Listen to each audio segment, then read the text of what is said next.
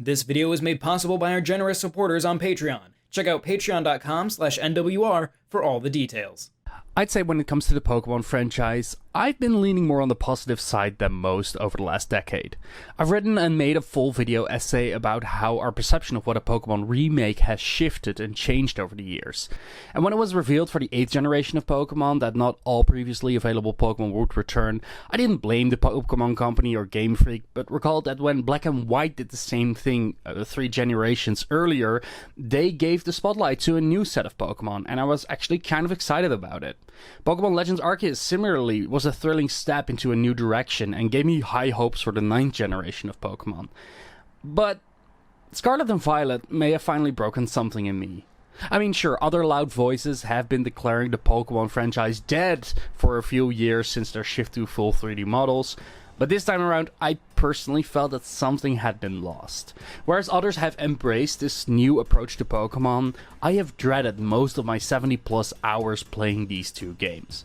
So now, recording this right before the DLC hit, allow me a moment to look back at what kind of games Pokemon Scarlet and Violet are, and why they still kind of suck.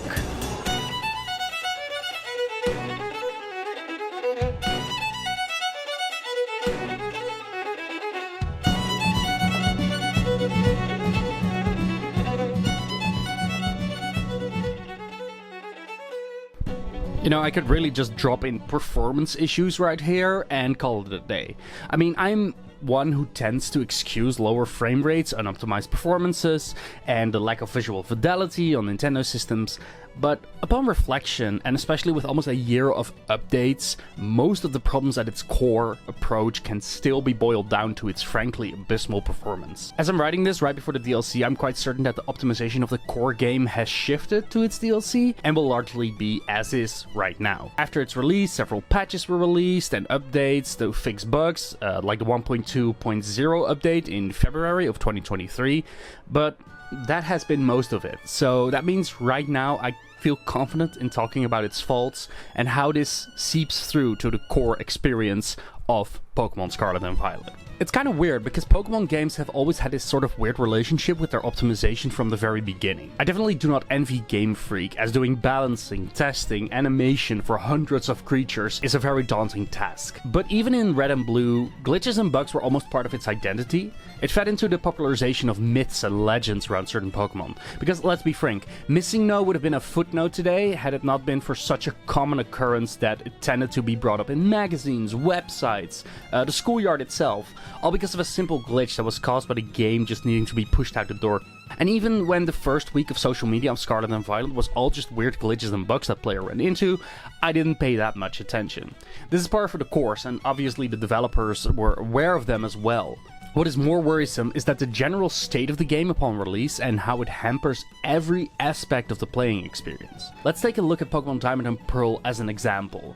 Like, sure, the creatures, the world, and especially the story are probably some of the best in the entire series, but its gameplay and performance feels slow and drags on in both the menus, battle animations, and the overworld interaction.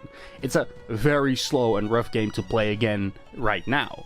And it's no wonder that Pokemon Platinum is the preferred version for many of those players for the 4th generation. Not only because it feels like a definitive version, but it also speeds up a lot of the game and the core features, which is especially important because we're talking about a turn-based RPG, which means that performance and interaction needs to be consistent, because otherwise the experience will hamper and it will feel slowed down. A random encounter doesn't feel exciting anymore when you're just basically waiting for the health bar to drop, and that's being hampered by its technical issues. I feel that Scarlet and Violet feel the worst to play in this regard by a very long mile.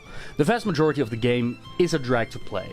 Using items, selecting moves, watching the battle unfold takes ages. And you would think that with Pokemon Sword and Shield or even Pokemon Legends running at a pretty consistent speed, this would be a cakewalk, but going through the motion in both battling, catching, and equipping items to your Pokemon, it feels like slamming the brakes out of nowhere.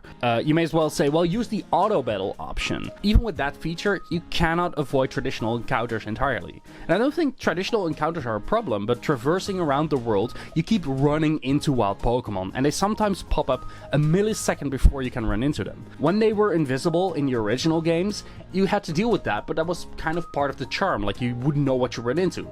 But here you can just see what's on the road and you run into it because you didn't account for it. It makes every time you fight a trainer, battle a wild Pokemon, or even navigate your in-game menus a horrendous experience.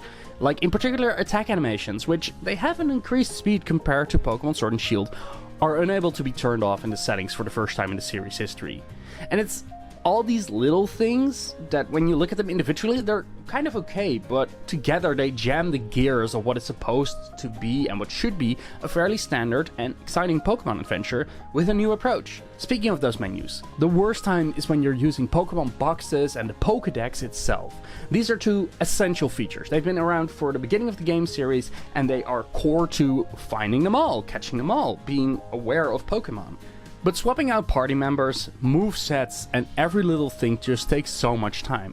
The Pokédex and the boxes actively load while you are using them, meaning that it takes a few seconds when opening a new box or finding an entry in the dex before you can see the Pokemon itself. I don't think I've ever seen a delay so bad in a Pokemon game for a function which is essentially a checklist or a spreadsheet.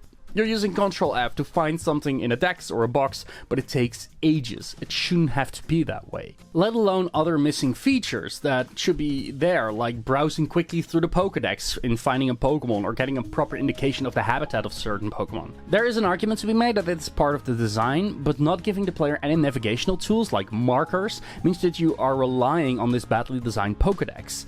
And a feature that was the literal focus at the last core game in the series. Because the weird thing is, Pokemon Legends Arceus did this all pretty great last year, before Scarlet and Violet, which was presumably developed simultaneously. So let's talk about that odd relationship between Pokemon Scarlet and Violet and Pokemon Legends. Not only did both games release in the same year, they share a lot of their core identity, both wanting to enable the player to explore a wide open world with their Pokemon and determining their own route along the way. The games are both about streamlining the management of Pokemon themselves and are also much more about the player's expression. But where the Hisui region in Legends feels designed for this open-ended exploration and learning about the Pokemon, Paldea is a mess to explore. Not only are you always tied to Miraidon and Kuradon, they are also pitifully slow in most basic actions, even after you've fully upgraded all their movement capabilities. Now, Legends suffered from this as well, but Legends had a trick up its sleeve with its fragmented overworld. Not only did this probably aid the game to run at a more consistent frame rate, but it also made exploring exciting and manageable. It made going back to earlier areas exciting as you unlocked new modes of transport that could be used for finding new items or spotting Spiritomb pieces or, of course, finding new Pokemon that were visible before but you were unable to approach or capture, like the flying Magnezone or the Togekiss in the sky. In Paldea, the world feels barren. There are these distinct regions, but rarely do they feel like they have their own characteristics. Brown Mountain, Rocky Canyon, a desert bit, the coastline, it all blends together to make the Paldean region feel unappealing. The exploration and size of the world feels meaningless. It feels like there are only 10 or so buildings you can explore or enter in all of Paldea, excluding the gyms themselves.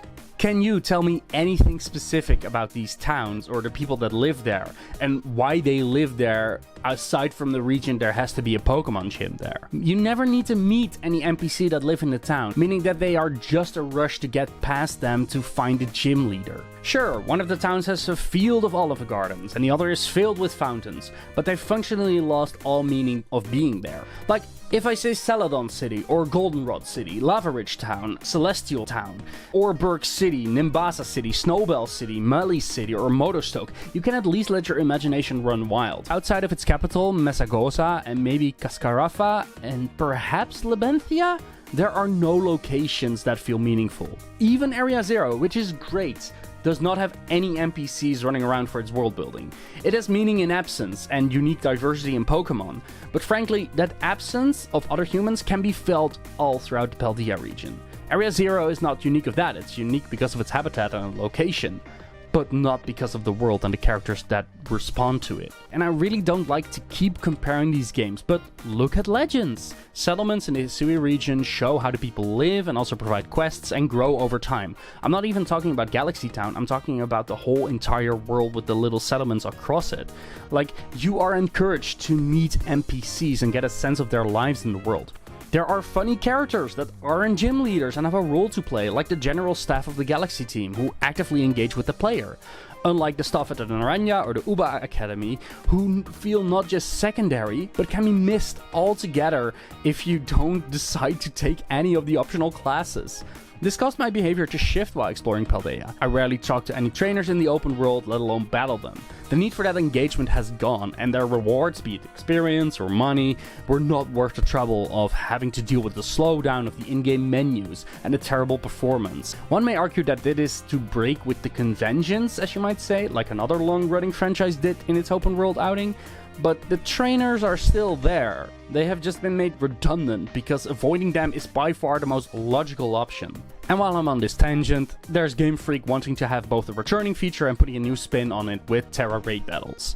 Now these combine the pretty great raid battles from Galar with the god-awful experience from Scarlet and Violet and remove the turn-based mechanics in an online environment. The end result is a complete mess, where half the time players are having no idea what they are doing and you end up waiting to see if your move even made a dent. This is coupled with also having to tackle either unbelievably strong Pokemon that require you to have a very specific approach before you begin the fight, or Pokemon that are one-shotted by just using a very type-effective move. The Crystal Cavern mechanic is interesting, but half the time is just finding people to play with and coordinating anything over an online connection, where input timing is essential, and make the game just fall apart. Even after technical improvements post-launch, Terra raid battles are still badly explained mechanically, and feels more like throwing up roadblocks for the sake of being obstacles, instead of making the player feel smart about their choice of Pokemon. And what really left me sour here is that, as of right now, there are new Pokemon like Walking Wake and Iron Leaves locked behind this mechanic,